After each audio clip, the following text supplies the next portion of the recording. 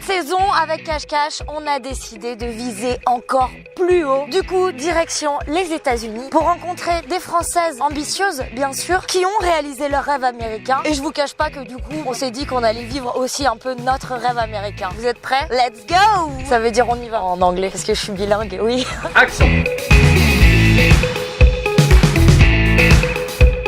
Est-ce que tu peux m'expliquer ce que tu fais dans la vie? Je réalise mon premier long métrage en ce moment, je suis très contente. Tu vois, la lumière est magnifique, c'est hyper inspirant pour le cinéma. Et je suis vraiment venue pour cette lumière, pour être inspirée et ça a marché quoi. Ça fait combien de temps que t'es là? Ça fait 3 ans. Et comment tu te sens? Je me sens pas chez moi et c'est super parce que je pense que pour créer, il faut pas être dans le confort. Et donc je suis dans une instabilité, toujours curieuse, je me régale. Qu'est-ce qui t'a décidé à partir? C'est cette recherche de nouveautés, ces décors incroyables et cette ville aussi qui est très contrastée et on est addict rapidement à cette qualité de vie, de cette lumière et cette énergie. C'est assez fou quoi, c'est vrai que c'est fou. Le mythe est réel. Tu vis ton rêve américain. Ouais, complètement. En gardant toujours ce regard européen. Est-ce que c'est une plus-value d'être française à Los Angeles? Alors c'est vrai que c'est une terre très accueillante. La France, ouais. Bah oui, il y a tout le côté chic, parisien, français, tout ça qu'ils adorent.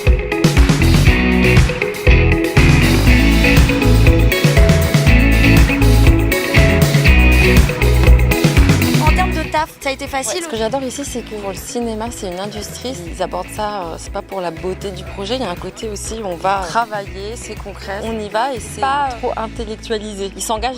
Et surtout toujours avec le sourire. Je t'avoue que ça me manque pas trop le côté où on la gueule à Paris. J'ai l'impression qu'ici tout est possible. Moi j'avais un peu peur d'être déçue, mais tout est possible en effet, mais dans les deux sens. C'est-à-dire qu'on te donne ta première chance, mais ça peut aussi être très dur. On peut te dire au revoir dans 2 minutes. C'est vraiment la vie des extrêmes. On te donne la chance, c'est très agréable. On n'attend pas que tu aies 50 choses sur ton CV pour te faire confiance. C'est très réjouissant.